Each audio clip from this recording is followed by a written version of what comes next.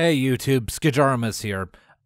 Before you get to this episode of Jibber Jabber, I need to let you know that due to a slight fuck up on my part during the recording process, the first 13 minutes or so of the episode were rendered in complete and utter silence. So, with that in mind, I'm going to go ahead and cut those parts out and just get you straight to where the audio kicks back in. This was in the middle of one of the newcomer for this episode, Crow, going on about one of his weird, quirky stories. Weird, quirky people was our first topic. We were sharing stories about that, and Crow had his story at around the 13-minute mark, so he had just more or less started talking about that, about one of his weird, quirky friends who was young at the time, and, well, yeah, there you go. There's context for what you're about to hear, so I apologize for the inconvenience here. It was totally my fault. I probably could have prevented it if I'd done some initial checks, but I had no reason to believe off the top of my head that anything was wrong until it was too late to fix it. So my apologies for this. There's really nothing I can do about it except this. Anyways, I'm going to go ahead and shut up and let you get to the episode. Again, sorry. He was like 3 years old while we were walking... while we were coming out to the front porch. It had rained the previous day, and so there was puddles. So he, having the brilliant idea that he was thirsty, got onto all floors and began to lick a puddle.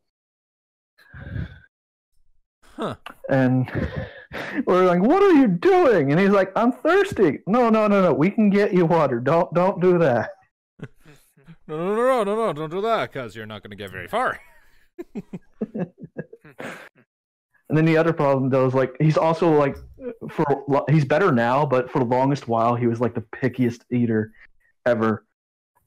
It's like, here, eat your mac and cheese. I don't like mac and cheese. You just had it yesterday. I don't like it. Well, hello. Well, then have pizza. I don't like pizza. You love pizza. You've had it several times. I don't like it. So instead of saying he doesn't want it, he said he doesn't like it. And so. Weird. I mean, I'm a fairly picky eater myself, and it's not even necessarily because of the taste of a lot of things. The texture of a lot of things is where it gets me. Like, I mean, there's a lot of things I can eat. If you give me a mushroom, though, like an actual properly prepared and safe to eat mushroom, that even if it's just a part of a bigger dish, if that finds its way into my mouth and I chew it, it's gonna make me gag. There's something about how squishy it is. I don't like it. Oh man, we're opposites then. I love mushrooms. Yeah. All right, so get Tone mushrooms on his pizza. Got it. No. I never been too fond of mushrooms. Understood. Satan and Tyrek, they're both involved. I mean, I did try mushrooms, but it was literally like this. Yuck.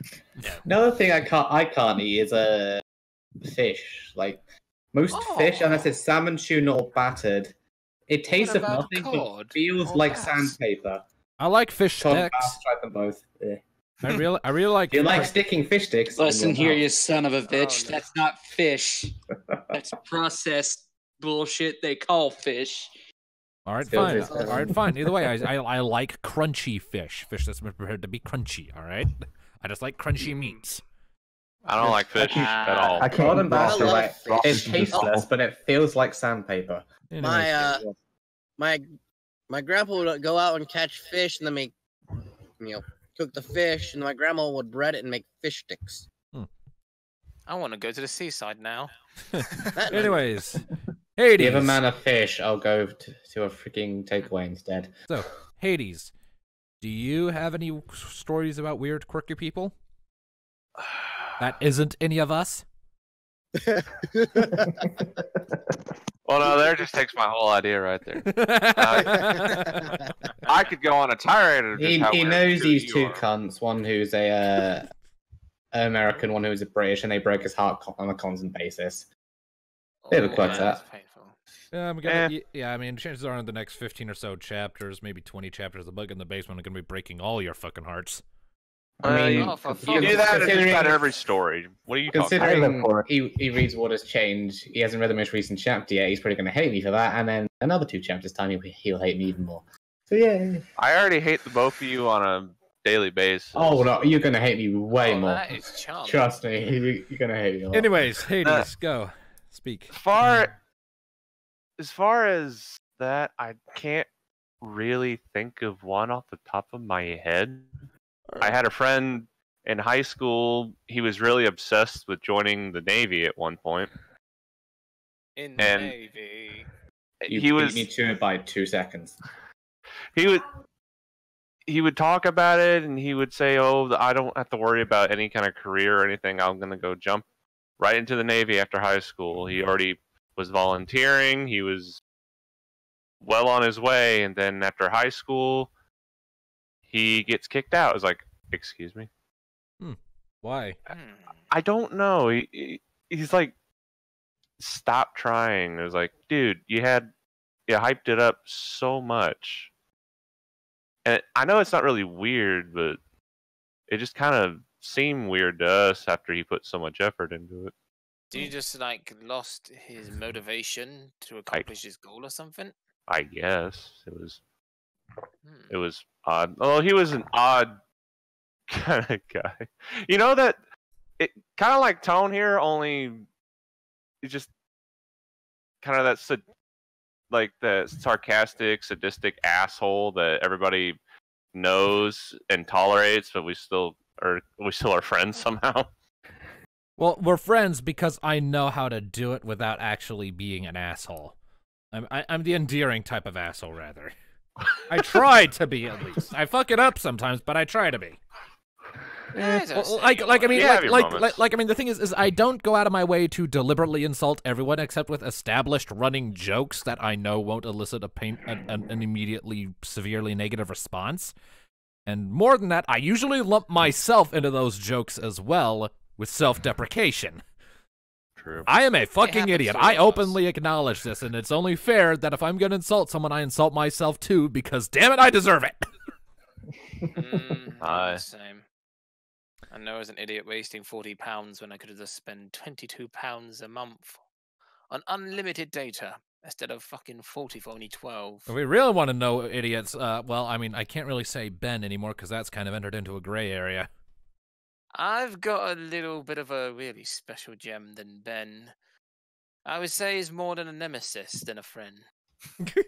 Oh, Darkness has a nemesis. His name is Light.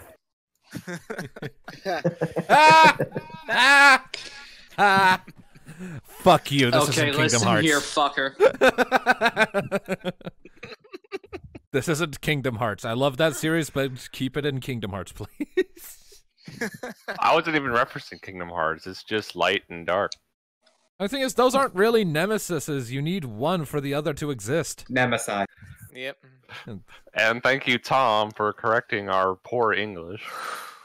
We're Americans. We do speak simplified English, you know. We speak that damn English. Yeah. We speak. I'm Texan. Actually, I speak. someone compared it. We speak closer to Old English than actual English. Who said they were a Texan? I am. Crow? I'm sorry, but you're gonna have to be shot. Crow. It's okay. I already have. Tell me, Crow, does your family have an excess of firearms they don't need, but they're too American to get rid of them? No, I have a battle axe, a crossbow, several swords, samurai sword, dagger, the ritual suicide dagger that the Japanese have. Lots and lots of knives. Okay, you can live. Okay, so I think we just got the another weird quirky story. That would just be Crow's existence. But to be fair, I really fucking love swords and medieval weapons. I mean, I have swords, but they're LARP weapons, so... I'm surprised you haven't... Real. Oh, wait, no, I know why you haven't looked at For Honor, never mind. I always preferred the classics. I just find guns a cheap way of killing someone. No skill whatsoever. Granted, if someone breaks into my house, I'm grabbing the battle axe. Ironically, if I was going to meditation, it would be filled wall to wall with medieval weapons and guns. Anyways, I feel like we're getting a little off topic here. Yeah. So, now we're just getting into American national pastime. Yes. So, Darkness, you said you had a story about weird, quirky shit. Yep. And before I get to that, there's one quick thing I was going to say earlier. Where for you, it may look you may look older to people. For some strange reason, I apparently look younger to people, and when I tell them my actual age, they don't believe it.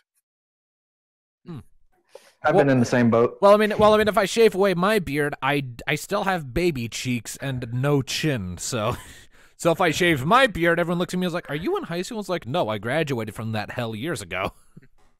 There's like an old friend there's like an old friend that decided to revisit me, and is like, "So how old are you actually now?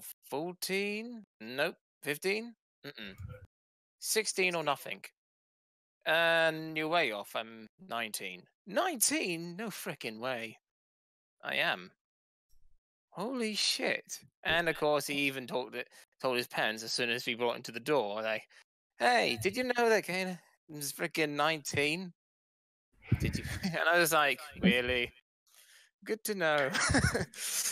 In every group of friends, there's the dumb one. Points at you.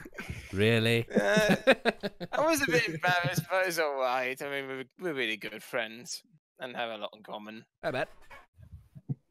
But now to my nemesis, which is the most insane and random person I've ever met. And I've met a certain few, but I won't go down that list. This one is definitely number one. Except for a certain one that may top that, but I won't talk about that person. Anyway, this one. His real name is Alex, but every time we now our paths cross, he prefers to be known as something else. And I'm just like, seriously. I knew from the day he discovered the internet, it was a big mistake. Does he switch names every time you cross paths, or did he just settle on one? Oh, he settled on quite an interesting one.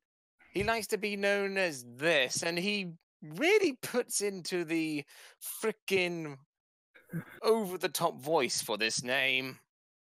For some reason, he wants to be known as this every time we cross paths. What is his name? This is that actually his name? That's a really unfortunate name. Lord Timaeus Alexandria, or formerly known as the Ship Lord. Oh god! I didn't even know what the hell that was until he decided to go into detail. And there goes Brian's turn to Tarzan. Sorry about that. Continue. Yeah, I know your pain. It was the most cringiest moments of my life being stuck around him. Everywhere he go, he tried to ship shit everywhere. And he constantly tries to find one for me. But for some reason, I'm a hard case, according to him. And he will not stop. He tried many freaking different characters. Many I don't even know. So I don't see how this would even work. Him trying to ship me off with them, whatever that means at the time. Moon X Darkness. And then at some point, I said, "Could you please stop with the whole shipping lark?" "What was that? Could you please stop? I have no idea why the hell you are trying to ship me, as you know it as. Do you understand? I don't want to be shipped. And what is wrong with your actual name? That is not my name. My name, I know, just don't say it again. Lord, oh God's sake, Timaeus Alexandria. Or you could just know me as the Ship Lord. No. No. Can I just know you as Alex? You are challenging me. What are you doing? Did he pick up a sword and try to slap you with it? Listen, I haven't got anything. What the fuck is that? Pick it up and fight me with it. What did he give you? Is this... To be fair, I do not have the money for an actual sword. So I took all my spare time and carved you a wooden one. Now pick it up and fight me with it. Are you fucking serious? I am not gonna fight you with a fucking wooden sword. Why Touch not? wood, you fight me. Wait, what? What did you just say? What? I missed it. What happened? That sounds... You heard him. I did not. He literally said this: "Touch wood and fight me." Are you coming on to me? Because that sounds very suggestive. I don't swing that big, man. Just pick it up and fight. For goodness sake, no. You will It's dangerous to swing hardwood, man. Unless you wish to be impelled, good sir, you will pick up that sword. You're going to impel me with wood? I mean, if you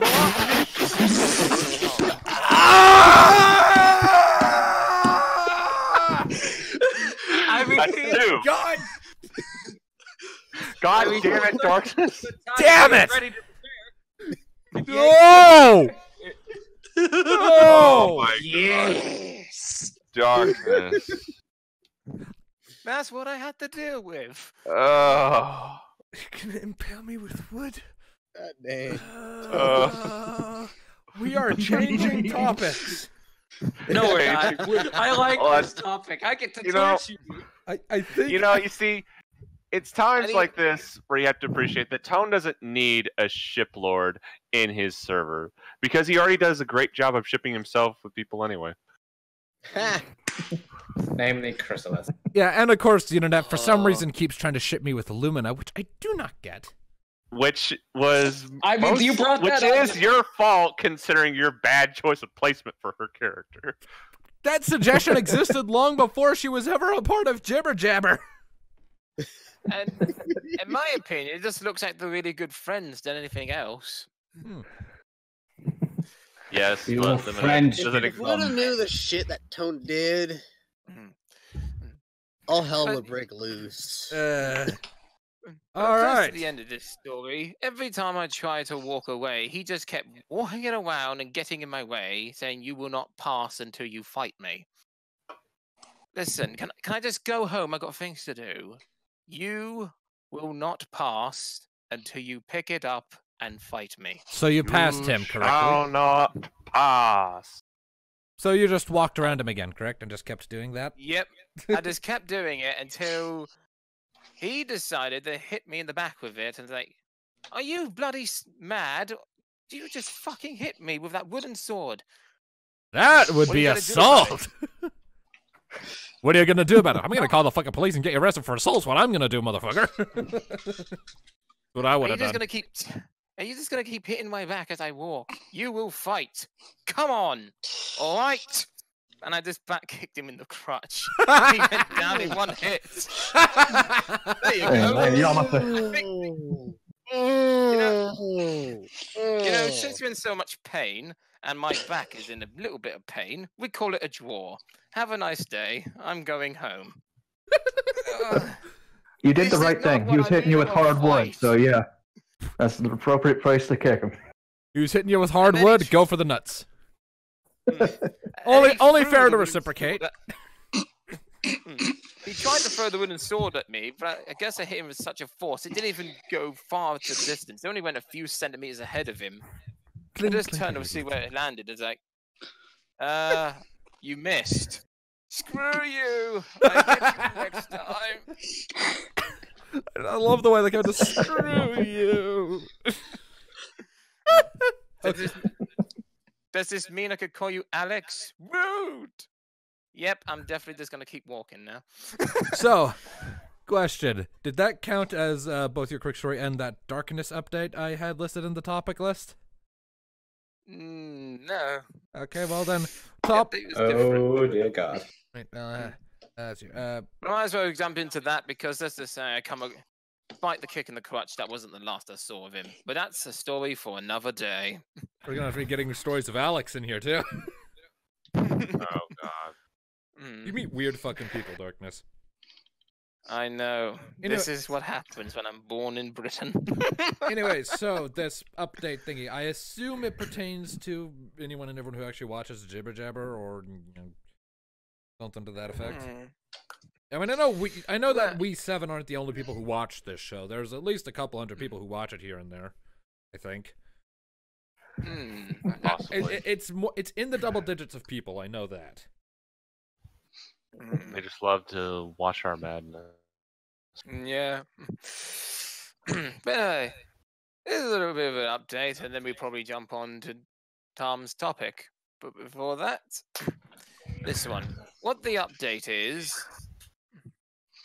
is from the status of what I've got planned, and also frickin' now crunched all the numbers, I would be able to pull it off in about 2 to 3 months max, which is the final parts to me PC. Another thing I'm doing, I decided to also get rid of a lot of things, doing not just to make more room in my room, but to also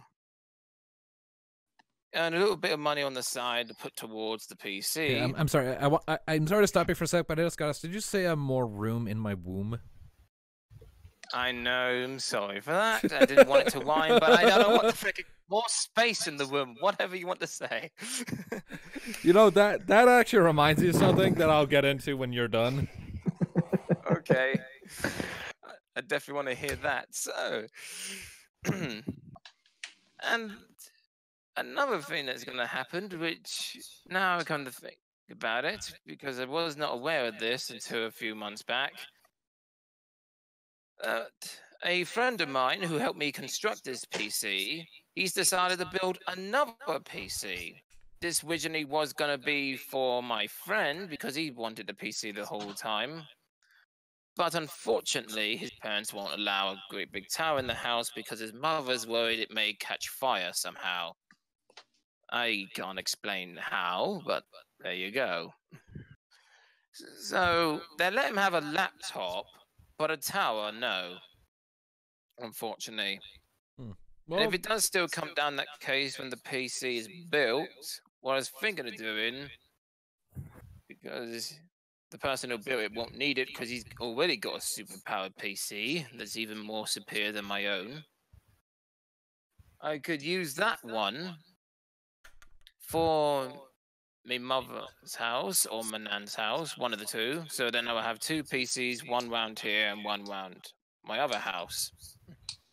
So then I could do more stuff on my PC without any problems and issues. And I'm going to help my friend get the gaming laptop he wants. Nice. In any way I can. All right. I'm not sure how that really pertains to Jibber Jabber and the people who watch it, but okay. Well, yeah, sorry for that, but... Anyways. I suppose one of the only things I could say about which would be about Jibber Jabber, which, to be honest, I did thought at first it may have been a one-time thing, but then I really started to enjoy it and meet new people, and I suppose help your content in any way I can. All right. So, I thank you for this wonderful show. Don't get sappy. Don't get sappy. Stop right there. Stop. I'm sorry to stop you, but am I the only one that hears an echo? I hear it too, but it's minor enough that I just decided to just let it go. So, what are you going to say, Tone? Well, I'm going to quickly switch the topic to improv for a sec, because this is not a planned story that I kind of want to tell for a sec, but you talking about, like, more room in your womb reminds me of something. This was from way back when my brother and I were still kids, and we shared a bedroom. Separate beds, obviously, but, we same room. Excuse me. Before we'd go to bed, we'd have these, long social interactions where we'd just sit down, and this was kind of like our introduction to Dungeons and Dragons, where one of us would start telling a story, and the other one played as the main character of said story. And these were totally just ad-libbed, just made up as we went. And in one of them, this was before, there were, heavy, actual interaction elements where it was just a story that was just told on the fly. In one of these, it was a Star Trek story. And my brother was the one telling it. And, of course, these always happened right before bed, so we were both kind of tired and sleepy. So it was Next Generation. It was on the Enterprise. They were dealing with something. I don't remember what. There are 2 things specifically from that particular night that I remember. One was Worf being a trigger-happy motherfucker. Was like, "Sir, there are Romulans on scanners. Can I shoot them?" Picard told him, "No, wait." Yeah. And the second one, this is the part your notes reminded me of, was a bit later on. They were talking about this thing that they were dealing with, and Picard said, "Number one, keep an eye out here. I'll be in my ready room." And they just went into his ready room. And I'm just sitting back here, wait, ready womb? You mean like the place where babies incubate? So, yeah, Picard just walked through a door and into a room that was basically just, a pre-birth canal chamber. Fleshy, moist as hell. There was an umbilical cord and shit. And I'm just sitting there, a 10-year-old kid going, ah! Actually, no, I wasn't even 10, no. And what that was, the reason that happened, my brother was sleepy. He just misspoke. And none of the shit about none of the shit about that actually being like an actual womb actually happened in the story. That's just what I like to think looking back on it, because I don't remember anything else about it other than, sir, they're Romulans. Can I shoot them? And I'll be in my wedding womb. That's all I can remember from that. I was gonna say, your brother definitely had a creative imagination. I mean, he wants not to the be, word I would use, but I mean, he wants to be a writer too one of these days, and he already has ideas for novels rattling around in his head. He just has to get situated before he can tackle that. Well, if he could do something like that in a D&D, then you could do anything he wishes. The first episode of the new Picard show, Picard and his wedding room. Have to be a comedy show for that to work. Anyways, so I believe it's Tom next. Yes, next up, as many of you in the audience will know, Tom plays a lot of tabletop role-playing games, and he apparently has a story to share with us from a Dragon Age game. Apparently, they abducted a demon? We didn't know it at the time, but... Tell us, enlighten us, poor peasants. Regale us with your story, oh British bard person. Well, it started on Monday. Monday evening, we're at a pub for an evening of, once again, another night of one-shot roleplay. Like last time, I was in a Dragon Age session with 3 others, my friend DMing. It was completely unrelated to the first one. This time, we were 3 mercenaries hired by a magister of the Tevinter Imperium, which we learned later on was the ancestral family of one of my other friends' characters in one of their longer campaigns. Keep that in mind. Like the guy who hired us was his character's father or something. So yeah, it's me. I'm just a standard warrior mercenary. I'm with 2 elves, one of which is a mage, one of which is a ranger, and then I can't remember this other character who was a dwarf who just didn't give a fuck. We're just kind of there to hit things and ignored the plot and just stood in the corner. But yeah, so we arrived there at first. We've been told basically, oh, this tomb is completely fine. We just want you to explore it. First thing we notice is that the seal has already been broken from the inside. So that's a good sign already. Well, yeah, it means all the evil shit left already. You're good. So we descend down, get in the first corridor. It's dark as dick. Instead of progressing right, we go into the left room where we find a library full of old books. It's ironically an elvish, considering the Tevinter hate elves, but there you are. They're hypocrites. The elves manage to read one. They find one, which is essentially the super valuable book that has the entire genealogy of their whole family dawning back to like the beginning of the Tevinter Imperium. We take it with us, obviously. It's like a one-of-a-kind book that's priceless to them. Shortly after this, we find the corpses of a bunch of Tevinter Imperium guards, just torn to shreds. They've been mauled quite badly. So clearly, at this point, it's obvious that the Magister had other plans for us down here, since he'd sent some of his own guards before, and they're now dead. But we're being paid a lot, so we decide to go forth and just see what the Magister actually wants us to do. We encounter some zombies, for lack of a better word, up ahead. They weren't hard to kill. They were just shambling. I took out a great sword and split one skull in two. But shortly after that, we come across a fire trap. We didn't know it was a fire trap at the time, but basically, as we were going, there was a pressure plate on the floor, and they decided the best way to test what this trap does was to take the book we'd found earlier and throw it on it. No! It promptly burnt to a crisp. Oh, It's one of a kind, priceless family heirloom. Their entire history, the entire family history of another player character in their long campaign, mind you, is gone. Twilight would not approve. This was designed to be in the canon of their big D&D, no, their big Dragon Age roleplay. So yeah, we've been playing for about 10 minutes. I've already fucked over one of the characters in the big campaign. Whoops. Twilight would not approve. Yeah, I didn't agree with that. It was the elves, one of the elves who decided to do it. So that's gone. But the fire trap's been spent, so yay, we can pass through. They're just not mention this to the Magister ever. Like, he can find out himself when we're out of country. So soon after this, we come across, like, a T-junction, essentially. There's a route ahead of us, leads further into where we need to go. And then there's a dark corridor to our right, which we can't see anything but a small little flickering fire at the end. We try and sneak through, but then pure rocket style, the dwarf is just thump, thump, thump. Rocket style. Yeah, it was almost completely word for word how Rocket went in our first FFD6. At which point the fire goes out. We slowly start making our way down. An arrow comes out, barely misses us. A guy basically gets, "Hey, fuck off, go away!" from the end of it.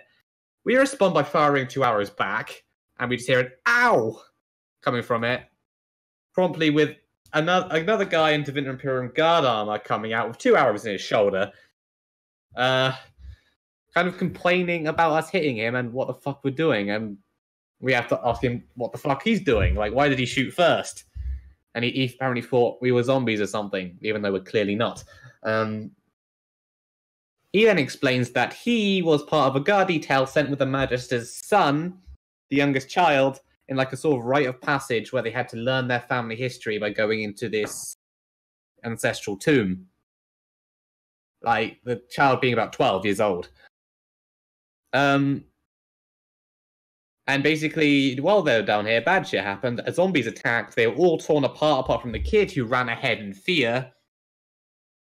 And him, who, on the first sign of trouble, ran away. Because he's like the most, like, he's the lowest ranking guard there, and he's a bit of a pussy. He has like a dagger, and that's it. But since he's of the Imperium, he knows the traps. So we basically say he's coming with us so he can guide us through it, like he was meant to help the kid do it. He says no. We don't take kindly to that. So we basically me, because my character hates cowardice. I'm basically giving it all me. He's coming with us no matter what. He decides to try and hit me and make a run for it. He punches me in the face. I have a massive, like, serrated gauntlet on. So I punch him back and just knock him completely on his ass and out cold. At this point, we tie his legs, tie his hands, gag him, and I name him Jeffrey, and he's our pet forever. Jeffrey, Yeah.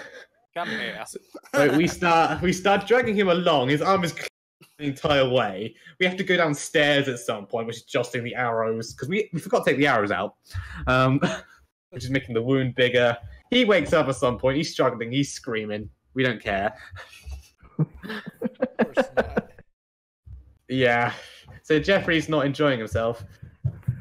We come across a big chamber that's underground. There's like a underground lake going through it with a bridge across it. Like, there's something moving in the lake, which causes Jeffrey, I never learned his real name, so I'm just calling him Jeffrey, to start and panic. We nope the fuck out. We just walk across the bridge and rush to the next door. We then decide to ungag Jeffrey to see what it was. It turns out that was actually a boss fight. We just skipped it because we decided to nope out of there. Called the guardfish. Wasn't much of a guardfish if you asked us because it took so long to appear. But now Jeffrey wants to come with us because well, he doesn't want to go back past the guardfish. So we keep his hands tied, but we ungag him, untie his legs, he's walking with us. We enter a next chamber. There's like a massive ornate stone door at the end. There's like this weird thing in the middle, looks like a puzzle. We're trying to figure out how to open this door until one of us decides to try and see if it's locked. It's not. We're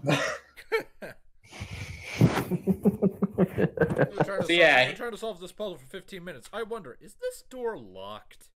Yeah, it wasn't locked. It wasn't a Nope. door. How about you try opening it? At which point, Jeffrey goes, "All right, I'll lead the way. I know where all the traps are." Steps through the door. The GM rolls low. He steps on a pressure plate. There's a gust of flames, and then Jeffrey's gone. Oh no, your pet- Jeffrey! your pet- I'll miss you. Your pet forever gone the day you got him. Yes, he is gone. He is dead. You have the most rottenest of luck in these D&Ds. Yeah. On the bright side, we know there's a trap there now. Well, we've only lost a priceless heirloom and a person, but hey, we know where 2 traps are.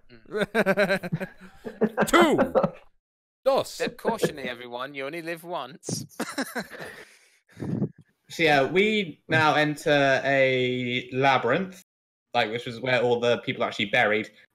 We start off in the areas with some prize servants and shit, but then you just got bare minimum.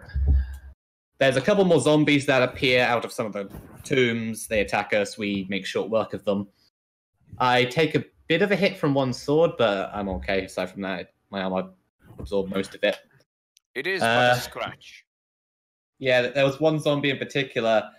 Oh god, me and the dwarf just messed it up. I felt kind of sorry for it. I kind of cut in two, and then the dwarf will hammer down and crush his head. We were bullying that zombie for a while before then. But the labyrinth is a bit of a maze. Your labyrinths, generally speaking, are. Yeah, so there's ways through it. However, after a bit of searching, we find a secret passage behind one of the tombs, which we open, which is a very long corridor.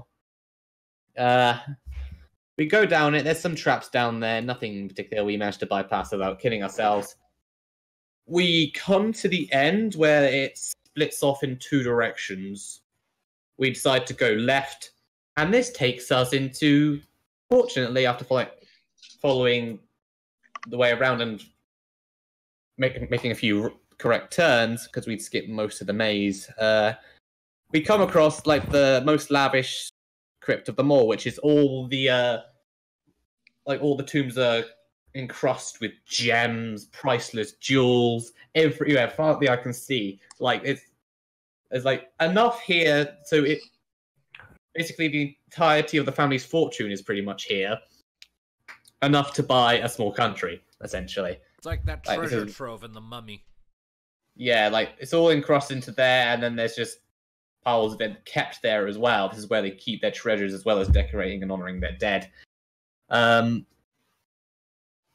Here we find, we hear some sniffing behind one of the tombs, and looking out, there's a little 12-year-old boy going, "Go away! I'm a blood mage. I'll kill you all if you come closer. I'm a magister."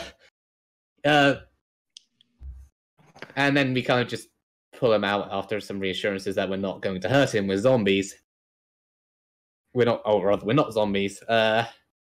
So clearly, he's the magister's son. He wants to go home.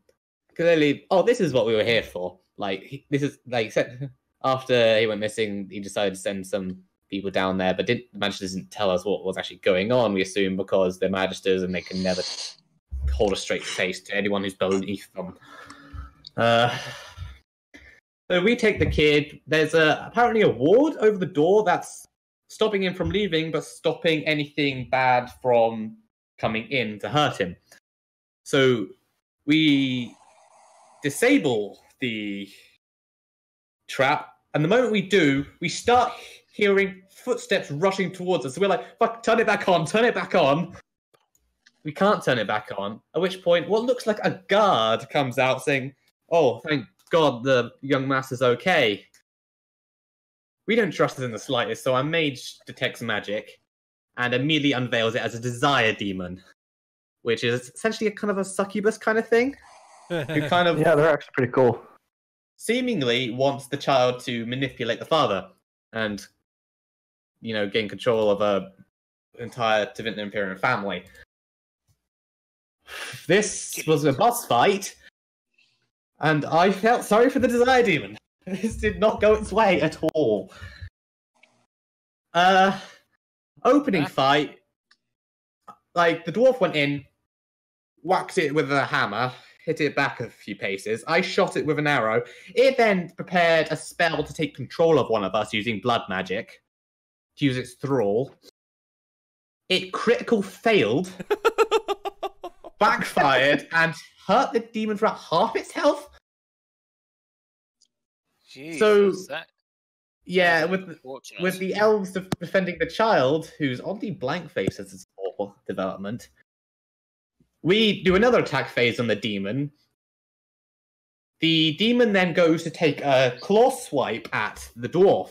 It crit fails again, misses, and breaks its hand on the stone wall. Jesus. Oh my. The next attack phase, we do some more damage. It's critical. It's on its last legs. It finally manages to hurt the dwarf with its other claw. And the next attack phase after that, the dwarf just takes another swing of a hammer and it just disintegrates. It's dead. It turns to ash. Felt that one. That was the boss fight. Goodbye, Titty Demon. Yes. Titty Demon is dead. At this point, we're like, okay, that was great. We just killed a demon. We saved this Magister's son single-handedly. And then we realize there is more wealth in here than he was going to pay us. So we promptly fill our bags with every single gem in the room. We loot everything as the child is watching in seemingly horror as we rob his family's entire fortune. We don't leave anything.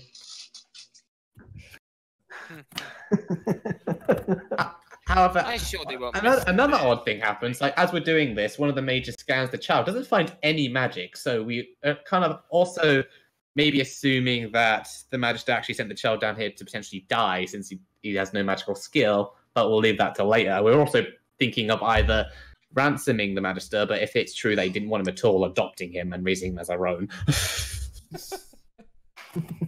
At this point, just as we finished collecting the family's fortune, about 20 revenants just spawn around us, which is one of the most powerful undead things in the universe, essentially. Yep. And 20 of them just spawned around us. Oh, At this point, I get out my phone, I stick the Indiana Jones themes on, and we... You run! Yeah, playing the Indiana Jones theme so we can all hear it in real life. We just leg it, like one of the elves holding the child, the rest of us just sacks of gold and gemstones and everything. And we're like, fuck this shit, we're out, run. We go back through the passageway with the revenants behind us. A trapdoor closes and separates our pie at one point. We managed to open it. We even reenacted, like, Indiana Jones grabbing a helmet from under one such door to the theme. Or grabbing the hat, but with an iron helmet. The revenants are on our asses. There's more and more as we go. There's like several dozen of them. We can't fight it. We move past the guardfish, which finally emerges to fight us. However, we just leg it up the stairs where it can't fit and then let it fight the revenants. Wow. We finally reach the top, back to the entrance. The entrance is closed, and it's not resealed yet, but someone's in the process of resealing it. So we just burst through it all at once, just freaking ramming it. opening it up, and then there's an army of the Tevinter. There's the Magister and an army of guards waiting for us. Huh. And here we are. Here we are with his son and his entire family wealth over our shoulders. Well, yeah, and then looking at us completely bewildered as we're coming out. One of the elves promptly does a banshee screech and charges into the line of soldiers trying to get through. They tackle to her ground. She starts biting them, but eventually they subdue her. The rest of us are just kind of looking around bemused at this development. The Magister's just dumbstruck, asking what the fuck they think we're doing. We ask why they were sealing us in. They thought we were dead. Wow. At which point we're like, well, I know it looks bad. We have your gems, but look, we rescued your son. At which point he says, that's not my son. Then the child starts convulsing and changing into a pride demon. Turns out there was no Magister's son. The guard detail that was sent in originally was just a random patrol that had been slaughtered. We were sent in to see how they'd been slaughtered. The Pride Demon was a prisoner there the entire time. The Desire Demon was in on a plan to trick us into releasing him and taking him out of the vault, like the ward we disabled was to keep him there. And Jeffrey was also a demon that was in on the plan. That's why he was still alive. We don't know what demon he was, but yeah, he was apparently like a demon himself. I think he was like an envy demon or something. But he was apparently just a really shit one. So I was able to kidnap him. They were also explained how he didn't bleed out from the arrows as we were dragging him down the stairs.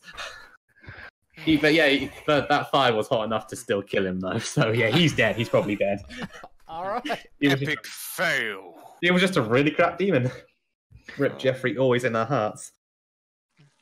But yeah, so all of this was an elaborate plan to free this super powerful pride demon who's like this ancestral enemy of my friend's like player's family. He's now free outside. He's like framed as the final boss. The Magister and his forces are getting ready to fight this unimaginable demonic foe from the Fae. And we just like, oh look, they're distracted. Let's run away with all their. So yeah, we leg it.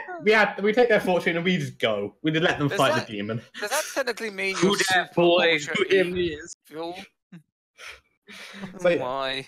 So in the epilogue of all this, we are unimaginably rich.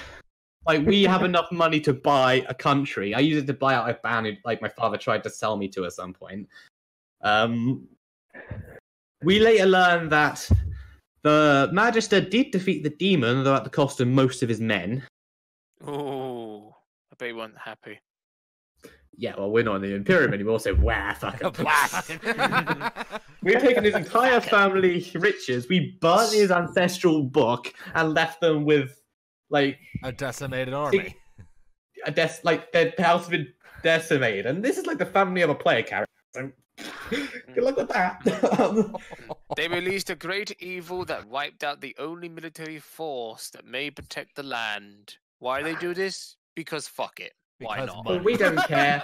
We don't care anymore. We're set for life, and we're now back in that. Nice. So yay! And on that, You won. and on Question that, mark and finished 2 hours before we were meant to, but yay! well, on that heroic question mark note, it is time for us to end. Thank you all very much for tuning in to today's episode of Jibber Jabber. We'll see you all next week, hopefully. Bye, everyone, and keep listening. Adios. Hurrah.